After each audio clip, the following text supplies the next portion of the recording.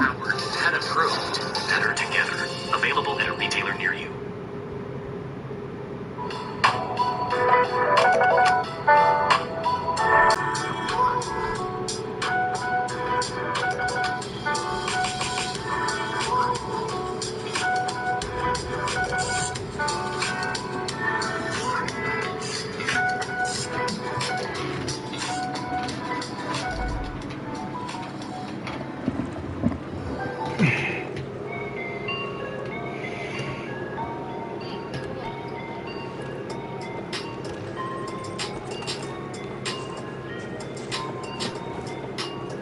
Hi guys, I got a new hat, and I'm really insecure about it because I don't know how to feel about it yet. So it's all about how you wear it. The confidence. Well, you know, Are you new here? We're all gonna love anything you do. that's not entirely true whatsoever. It's about 99%. Emma's putting a poll in the chat. Let me know if you guys like this hat or not. I'm trying to make bucket hat the thing, but I'm just really unsure. Anyway. When? I was the first one to wear a bucket hat. Sure. The IKEA bucket hat. Well, I meant for like me. Not like in general, like a thing for me. My bad. I forgot about the clarification. My bad. My bad. Anyway, welcome into the PHNX Suns podcast. I'm Lindsay, that's Saul, that's Gerald, that's Espo. Hopefully you guys are having a great day. We do have a Trade Machine Tuesday of sorts for you guys today. But before we get into that, we do need to talk about this trade exception that the Suns traded for, basically, right? Yeah, it was part of the trade, yes, on Sunday? Yeah, it becomes created when you trade a player into a there we go. space. And we have 3 of them technically now. Yes, we do. So let's dive in a little bit more on that, exactly what the Suns have and how those work.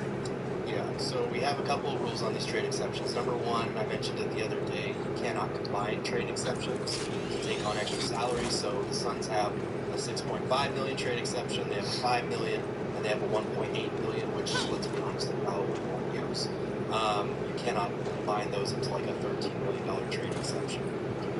And they only have from now until the end of the regular season to use them, because at the start of the new offseason, Stream Elements teams bot that are running above the robot. second luxury tax apron time element to this as well. The Suns have to send something out to facilitate the trade. It can't just be we're trading, we're taking on a player for a trade exception. They have to send out some cash or draft compensation of some sort. And the Suns have already sent out $5.7 million in cash from the campaign deal. So the amount of cash you can send out for the league year reset on July 1st. It's $7 million per team, so they only have $1.3 million left. Again, they only have until the end of the regular season, because starting next offseason, teams above the second luxury tax can't send out cash. So the Suns have 6 second-round picks, which is really 5, because we saw the protections on the Spurs pick. Basically, only selections 50 through 54. Which is hilarious, by the way. It's unbelievable. If you're gonna go that far, just make it selection 154. Just make it one pick, and if it doesn't hit there, so be it. Well, that's basically kind of like another loophole, essentially, right? Like, yeah, you sent out a pick, Right, we but sent out you a ain't pick, getting it. but you're not getting it. It's the loosest way to send something out without really sending something out. But so the Suns basically have 5 second-round picks. They have $1.3 million in cash. And if they did use this trade exception to bring in a player, they would probably have to cut someone or send out a player, because, as we know, they have 15 players on roster. Gerald, let me ask you a question. Sure. Can you use said trade exception to sign someone, say, like a Kelly Oubre? No, you cannot use it as like cap space. You have to use it in a trade for somebody. Like I said, you can be a very tightly protected second-round pick, like we saw the Spurs send to the Suns, or it could be cash, which they don't have much left. I have another question for you, Gerald. Could they use that exception to get somebody like, oh, I know somebody, James Harden? No, they can't, because it's not fucking happening. Pay me my money. It's not a $38 million trade exemption? I want my money. So, Zach Mike asked this too. Does it have to be the exact number, or can it be a little lower? It can be a little bit lower. So basically, the Suns have that $6.5 million trade exception, which they would probably look to use first, depending on what type of player that they're targeting. Again, we talked about this on the show yesterday. For the time being, it feels like the Suns roster is sinking. There are no immediate moves on the horizon, but further down the line, maybe the mid-season point, when a lot of these guys that have recently signed with various teams become trade eligible, maybe somebody on the Suns bench is struggling, or maybe somebody gets hurt, and you need to free up a roster spot, then you can put that trade exception to use and bring in a player that is making $6.5 million or less, anywhere in that range. Or you could use your $5 million one and save your $6 million one if you have a player that's less than $5 million. So you could trade for 2 players. All right. You could, but typically trade exceptions don't really get very often.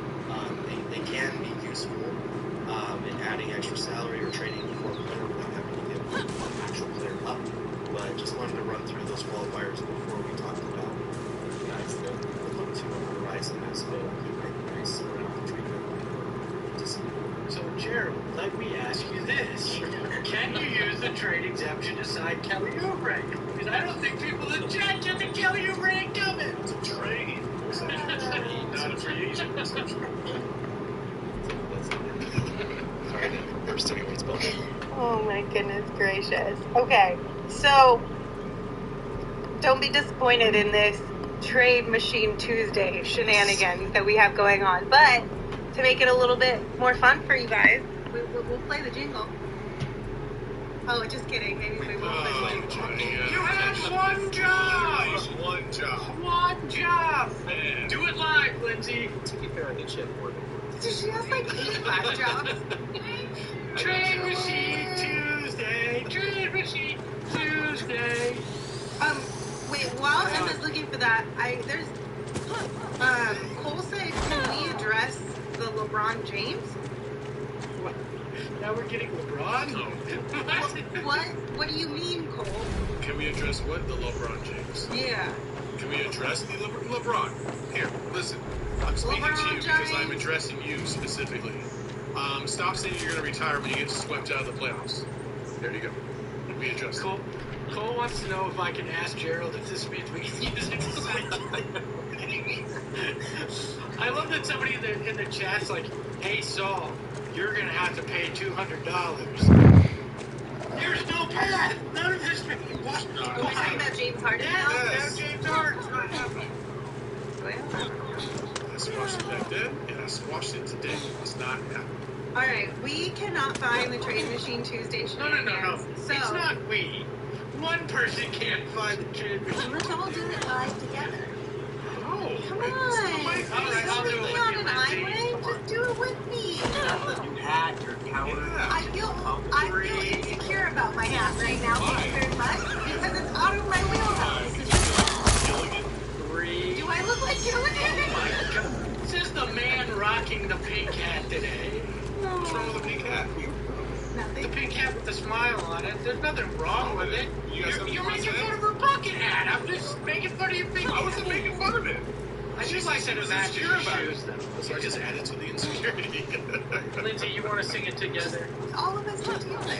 3, 2, 1. Trade Machine Tuesday. Trade Machine Tuesday. Hell yeah! All right, let's take Emma. Are you ready for the graphic? Since we did it live. Anyway, Gerald put together a graphic of 30 names that the Suns could look at as potential future targets for the Suns trade acceptance. Now, we do have a few disclaimers here, okay?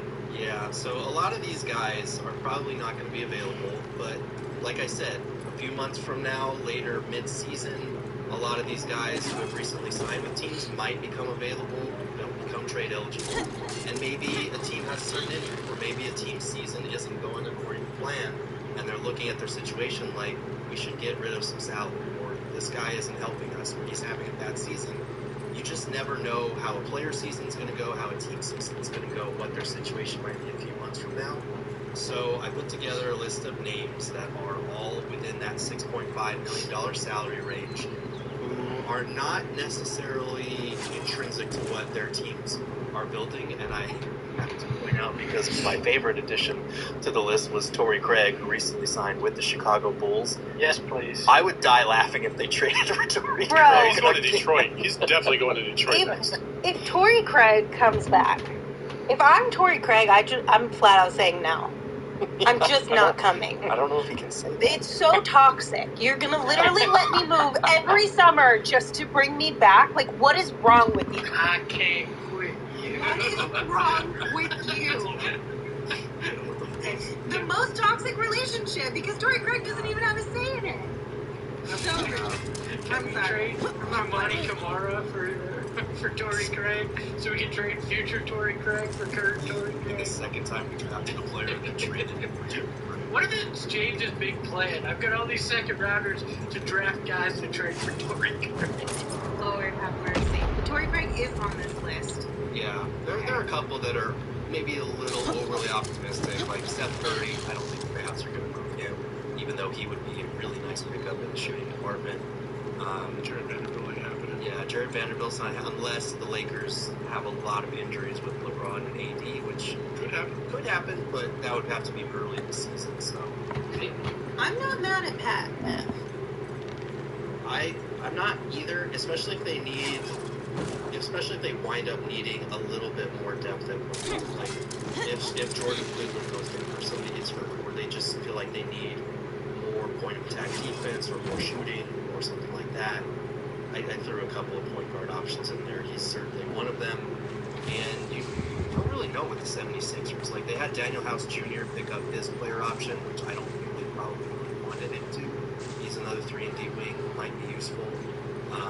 Lists that strike you guys as key. Hayden Pritchard. Ooh, Dean Wade. Okay. I love me some Dean Wade. Yeah. I know there's some guys on this list that I'm like not really into. Okay. I feel like we've already run at this course multiple times, but Jake Crowder, let's just call it a day on that one. I feel like we can leave him off. Honestly, kind of over Kevin Love too at this point. Like, it's been that whole hot and cold for years. I'm just ready to move on from that. Give me Robin Lopez all day though for the content. For non-content, in that last column, I like Anthony as a potential.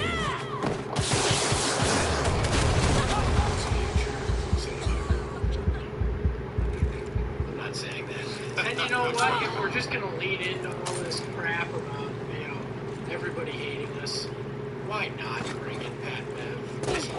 Say screw it. We're pushing the chips all in the middle. Hate us all you want. One of the things, though, however, is that Pat Bev, while he might be, you might say, fuck it, let's just throw him in there. The way this roster is constructed, it doesn't feel like there's a lot of, over-the-top personalities, if you will. And if you throw a Pat Bev into the mix, that's like drinking tequila on an empty stomach, man. You think? Yeah. I That's not feel good. like we could maybe use somebody who's a little spicy. You want a guy that's spicier.